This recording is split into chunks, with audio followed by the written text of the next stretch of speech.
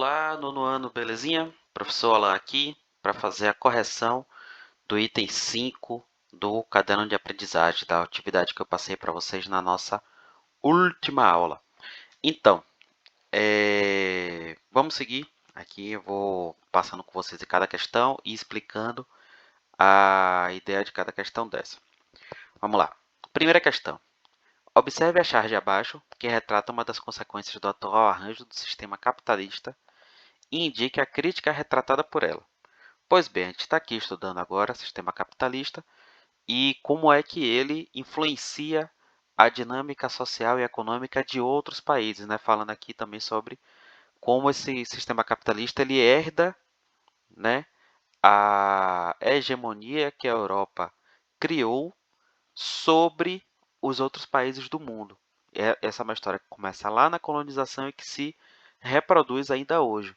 E é isso que o caderno quer que vocês reflitam sobre isso. Então, observe a charge abaixo, né? O que essa charge aqui está tratando? Você tem aqui milhões de pessoas, né? Várias pessoas aqui, aparentemente procurando emprego, e esse camarada aqui anunciando alguma coisa. O que esse camarada está anunciando? Torneiro, uma vaga. Motoboy, duas vagas. Garçom. Ou seja, ele está aqui ofertando empregos, mas perceba que são poucas vagas, uma, duas vagas. Para esse tanto de gente aqui, olha só quantas pessoas aqui que estão buscando emprego. É um problema que, infelizmente, estamos vivendo hoje no Brasil. E aqui, ó, você vê que eles estão contratando, estão levando algumas pessoas, né? Enquanto todas essas outras aqui estão buscando esse emprego, outras pessoas estão sendo despejadas também, né? Porque eles estão também ficando desempregados e por aí vai. E percebe que essa daqui é um cenário de um lixão. Acho que é importante também trazer essa ideia. Um lixão representa o quê? Né? Representa miséria, representa pobreza, representa tudo que a gente descarta. E essas pessoas aqui, elas aparentemente são descartáveis, enquanto os empresários eles estão buscando dentro do que tem de descartável o que eles podem aproveitar, tá? Tentar reciclar aquilo que é descartável. Só que também é pesado você pensar que pessoas são descartáveis, né? Enfim, vamos lá para a questão. A crítica retratada por ela é essa crítica do alto desemprego e da miséria que isso causa nas pessoas, né?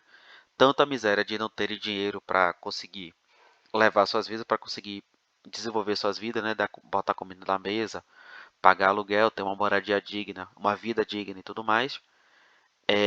E além disso, também trata da miséria que essas pessoas se submetem para conseguirem ter qualquer tipo de emprego. Então elas entram aqui nessa concorrência louca com todas essas pessoas e qualquer emprego, qualquer vaga que os engravatados derem para elas, elas vão aceitar, porque elas estão precisando de emprego, estão precisando de dinheiro, estão precisando de renda.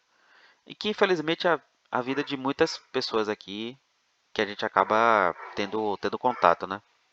Então a crítica retratada por ela é essa, né? É a dinâmica social de miséria gerada por uma realidade de desemprego alta. Beleza? Se você responder algo parecido com isso, sua resposta está correta.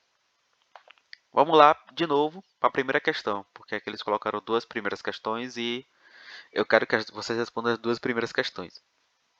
Bom, a primeira questão trata do quê? Qual é a pergunta? Após a Segunda Guerra Mundial, as grandes empresas localizadas em países desenvolvidos como os Estados Unidos se expandiram para alguns países em desenvolvimento, como Brasil, México, Argentina, África do Sul e Índia. Quais os interesses dessas grandes empresas? Vamos lá, essa questão aqui ela tem a ver com a resposta dessa questão da charge. Por quê?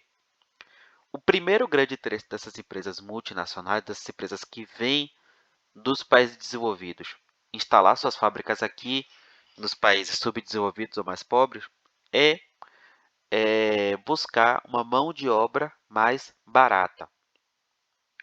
Porque olha só aqui o número de pessoas, né? Todas essas pessoas aqui procurando emprego. Você acha que esse camarada aqui, o dono da empresa, ele vai pagar um salário alto ou um salário baixo? obviamente ele vai pagar um salário baixo. Por quê? Porque tem muitas pessoas aqui procurando e se uma pessoa daqui, ele vai pagar um salário, sei lá, de R$ 500, menos que o salário mínimo. Se uma dessas pessoas aqui não aceitar, ele fala, tá, beleza, joga de volta no lixão, entre aspas, né?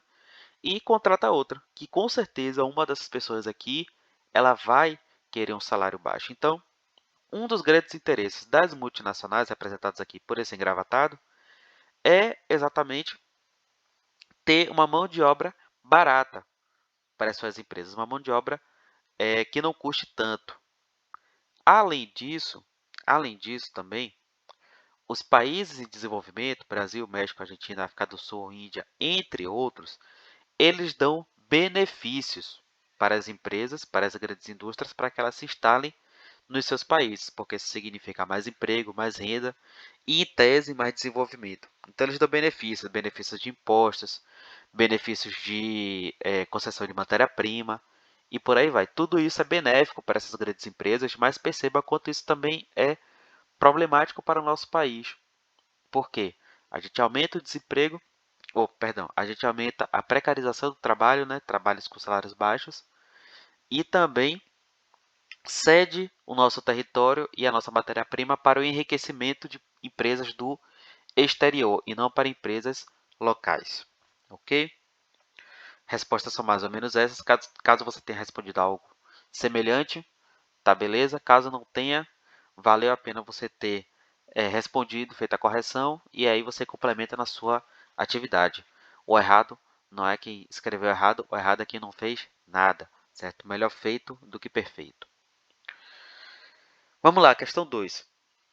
A Eurásia, gente, é um acrônimo, né, que junta Europa e Ásia. Essa grande massa continental que abrange Europa e Ásia. Entretanto, no decorrer da história, certas características naturais representaram obstáculos a uma maior integração entre seus povos. Olha só, gente, certas características naturais. É importante pontuar essa questão aqui no enunciado e prestar atenção no enunciado. Ele está querendo saber, então, de limites naturais entre Europa e Ásia. O grande limite natural entre Europa e Ásia são os montes Urais, uma grande cadeia de montanha nevada que evita esse trânsito por terra entre Europa e Ásia, certo? Ele divide efetivamente Europa e Ásia em dois continentes diferentes. Outro grande obstáculo são os mares. Na verdade, não os mares, mas o uso geopolítico desses mares, né? Como são mares, o Mar Vermelho, o Mar Mediterrâneo, são mares que mediam conflitos, são mares que estão ali criando fronteiras em regiões de conflito, você não consegue atravessá-los com grande facilidade. Então, esses obstáculos eles acabam sendo obstáculos naturais para a separação entre Europa e Ásia, beleza? Montes Urais e os conflitos nos mares, ok? Terceira questão. Considerando apenas o século XX, podemos dizer que houve significativas alterações de fronteiras entre os países europeus, inclusive a formação de estados novos? Cite pelo menos um exemplo. Considerando apenas o século XX, acho que nós podemos dizer que houve sim significativas alterações de fronteiras entre os países europeus. Isso daqui, gente, vocês vão ter em mente a União Soviética. A dissolução da União Soviética, peço para quem não conheça que pesquise um pouco sobre isso. A dissolução da União Soviética, ela acabou criando um conjunto de novos países, porque antes você tinha a União Soviética que aglomerava junto 20 países diferentes, 18 países diferentes, e quando a União Soviética ela se dissolve, todos esses países eles surgem. Eu acho que um grande exemplo aqui, para citar um para a nossa questão, é o exemplo da Ucrânia. A Ucrânia é um país que sempre teve uma relação de conflito com a Rússia, mas que foi aglutinada dentro dessa experiência socialista que foi a União Soviética. E depois que a União Soviética foi dissolvida, em 1990, já no final do século XX, ela se tornou um país independente e hoje é o principal ponto geopolítico de conflito com a Rússia no leste europeu. Beleza? Então, um exemplo é a União Soviética, mas aí vocês podem dar o exemplo também da Iugoslávia, que também era um país unificado que juntava todos os países chamados de eslavos. E depois da sua dissolução, você criou mais 8 países diferentes, certo? Como Kosovo, Croácia, Bósnia, Herzegovina, Sérvia, Montenegro e por aí vai, certo? Então você teve sim alterações significativas de fronteira durante o século XX na Europa. E questão 4, para terminar, porque depois ela pula por 6 por algum motivo que eu não entendi ainda qual é. Se considerarmos o processo de desenvolvimento do capitalismo, podemos dizer que ele foi, respectivamente, comercial, industrial, financeiro e informacional. Explique cada uma dessas fases. Muito importante essa questão aqui, por quê? O capitalismo ele é composto por 4 fases, como eu já tinha explicado em outra aula, mas essas 4 fases elas não são excludentes, e sim complementares. Vamos lá. Comercial é o que? A gente tem a ver com comércio, ou seja, essa atividade de compra e venda direta de mercadorias.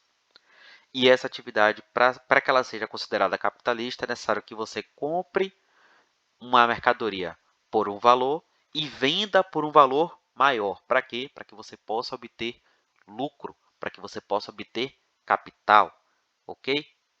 Então, o comércio é a primeira grande atividade capitalista. O comércio ele é impulsionado pela indústria, porque a indústria ela produz um grande número de mercadorias que acaba impulsionando o comércio. Vixe, o Google falou aqui, desculpa, gente.